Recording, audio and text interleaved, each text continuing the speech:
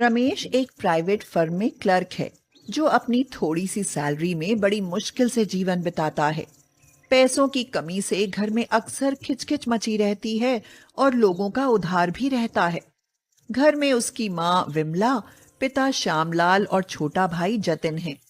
विमला की पीठ और गर्दन में अक्सर दर्द रहता है, जिससे महीने में बहुत से रुपए डॉक्टर के यहाँ चले जाते हैं। अब रमेश की शादी हो गई है और उसकी पत्नी निशा भी आ गई है। सुनो रमेश, यह बहू पढ़ी लिखी है। हमारे घर की तंगहाली के बारे में उसे पता नहीं है। जाओ, कुछ रुपए किसी से और उधार ले लो। थोड़ा ढंग से खर्च हो, फिर आगे जो होगा देखा जाएगा। ठीक है माँ, मैं अपने दोस्त से रुपए ले आता हूँ।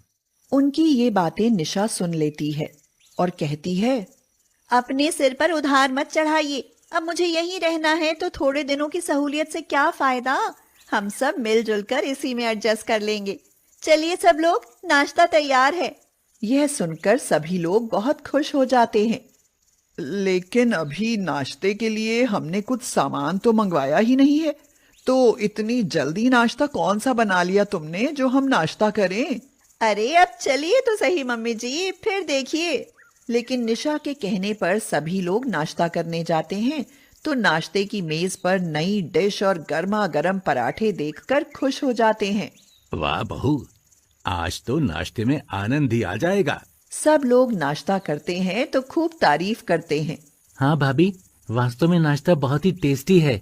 अब विमला निशा से पूछती है, क्यों निशा, हमने सामान तो कुछ मंगाया नहीं था, फिर इतना अच्छा नाश्ता कैसे बना लिया? सोच विचार कर जुगाड़ कर ली। कल किचन की सफाई की तो डिब्बों में थोड़ी थोड़ी सी चीजें बची पड़ी थी। वो किसी काम की नहीं थी। किसी में थोड़ा सा बेसन, किसी में थोड़ी सी सूजी, किसी में थोड़ा सा अरारोट। इनको मिक्स करके यूज किया। रात की फूल गोभी मटर की सब्जी रखी हुई थी, वह भरने के काम आ गई। गर्मा गर्म कुरकुरे टेस्टी पराठे तैयार हो गए। आज मैं बहुत खुश हूँ। मेरा दिमाग तो इन चीजों में कभी जाता ही नहीं। कभी कभी मुझसे ज्यादा खाना बन जाता है तो सवेरे मैं उसे फेंक देती हूँ, या कोई छोटी मोटी चीज पड़ी रह जाती है तो वह खराब हो जाती है। लेकिन तुम्हारा दिमाग तो बहुत जुगाड़ू है। दूसरे दिन श्यामलाल बाजार जाने के लिए आते हैं और कहते हैं, अरे बिमला, लाओ रुपए दो, बाजार जा रहा हूँ। क्या है कि पॉलीथीन पर तो बैन लगा है, इसलिए कपड़े के कुछ थैले खरीद कर ले आता हूँ।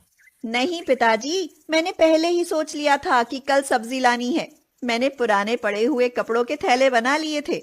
कुछ ऐसी पैंट्स थी जिनके केवल पांचे फटे थे, तो उनका बरमूडा बना दिया। वे अभी 6 महीने तक और पहने जा सकते हैं।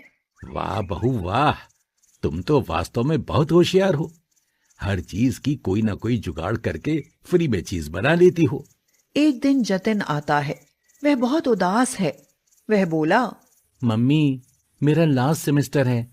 जल्दी से जल्दी 1-2 दिन में मेरी फीस भरिए, वरना मैं एग्जामिनेशन वाला फॉर्म नहीं भर पाऊंगा और मुझे एग्जाम देने को नहीं मिलेगा। अब मैं क्या करूं बेटा? अभी तो रमेश शादी के खर्च वाले उधार से ही नहीं निपट पाया है। मैं उससे कैसे कहूं, तू छोड़ पढ़ाई, बहुत पढ़ लिया। कोई चिंता की बात नहीं है देवर जी। मैं 1-2 दिन में रुपयों की कुछ ना कुछ जुगाड़ कर दूंगी। आप चिंता मत करो। दूसरे दिन घर में कोई नहीं होता है तो निशा घर की साफ सफाई में लग जाती है। लेकिन गर्मी बहुत ज्यादा है और वह पसीने में लथपथ हो जाती है। अपनी साड़ी के आंचल से पसीना पोंछकर कहती है, हे भगवान, इन लोगों ने तो एक पंखा तक नहीं लगवाया जो गर्मी से ही राहत मिल जाए। मैं कैसे रह सकूंगी।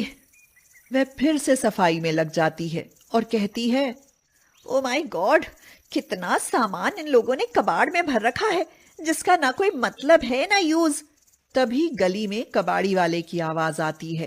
कबाड़ी वाला, कबाड़ी वाला। निशा से बुलाती है। कबाड़ी वाला आ जाता है तो निशा उसको ढेर सारा सामान निकाल कर देती है, जिससे उसे बहुत रुपए मिलते हैं।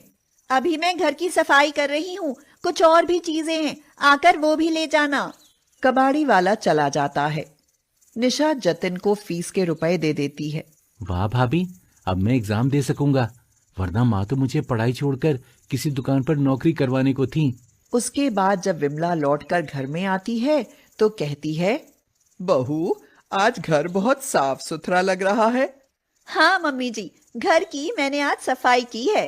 तब तक बाहर से श्यामलाल आते हैं और कहते हैं, बहू, स्टोर रूम में फावड़ा पड़ा था, वो मुझे ढूंढ कर दे दो, मुझे जमीन खोदनी है, कुछ नए पौधे लाया हूँ, लगाऊंगा।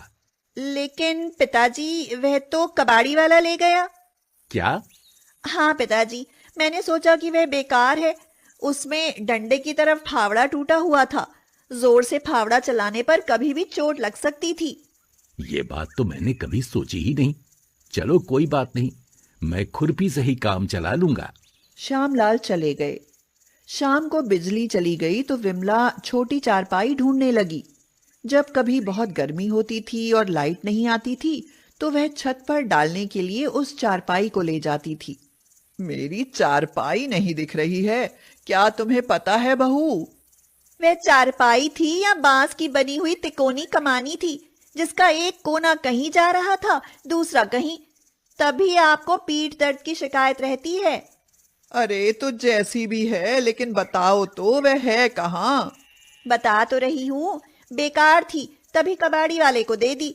यहाँ से कूड़ा हटा और आपका डॉक्टर के यहाँ जाना बंद। बताओ कैसी रही जुगाड़? हे मेरे प्रभु, ये कैसी बहू आ गई है? चलो छत पर देखो मेरी जुगाड़। विमला ने देखा कि छत पर पड़ी ढेर सारी ईंटों को दो तरफ लगाकर टूटे किवाड़ के तख्ते रख दिए गए हैं। उस पर मोटा गद्दा पड़ा है। विमला उस जुगाड़ू बिस्तर पर रात भर आराम से सोई। सवेरे उठी तो उसकी पीठ में दर्द भी कम था। निशा की इस बिक्री से रमेश को भी बहुत गुस्सा आया, क्योंकि उसकी किताबों की अलमारी गायब थी।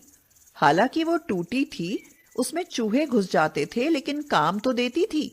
1000 रुपए की किताब को चूहा काट देता है तो वह अलमारी किस काम की? बेकार के सामान को बेचकर देखो, फैन मिल गया इससे। उसी तरह से जतिन के जिम के पुराने सारे उपकरण उसने बेच डाले।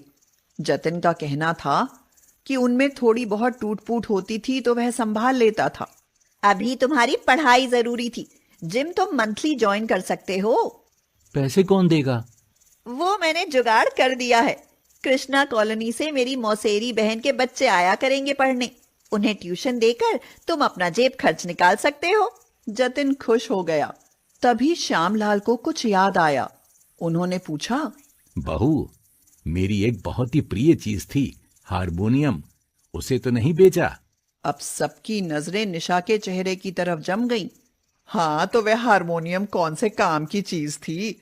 उसमें सिवाय रे रे पे पे के अलावा कोई आवाज निकलती भी नहीं थी। निशा ने उसे जरूर बेच दिया होगा। नहीं पिताजी, वह हारमोनियम मैंने बेचा नहीं है, लेकिन उसकी एक जुगाड़ कर दी है। क्या?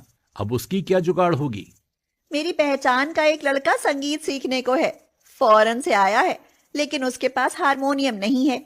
वह एक टीचर ढूंढ रहा है, तो मैंने उससे कहा, मैं तुमको टीचर भी दिला दूंगी और हारमोनियम भी किराए पर दिला दूंगी। पिताजी, आप तो हारमोनियम बहुत अच्छा बजा लेते हैं, ट्यूशन की फीस तगड़ी मिलेगी।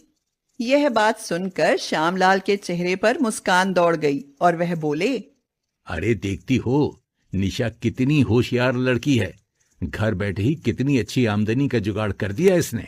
जब उसने अभी तक अच्छे अच्छे जुगाड़ करके फायदा कराया तब हम तारीफ कर रहे थे, अब उसे डांटने लगे। निशा ने नया चमकदार फैन लाकर रख दिया। सब फैन की ओर आश्चर्य से देखने लगे। ये मैं खरीद कर लाई हूँ। उसने फैन चला दिया। अब गर्मी नहीं लग रही थी। थके हारे परेशान रमेश को भी राहत मिली। वह मुस्कुराने लगा। श्यामलाल बोले, बहू का कहना ठीक है, जिंदगी मिलकर बिताएंगे। जब तक वो जुगाड़े करती रहेगी तो कोई अच्छी होगी तो कोई गलत भी निकल सकती है। इसके लिए हम सब है ना।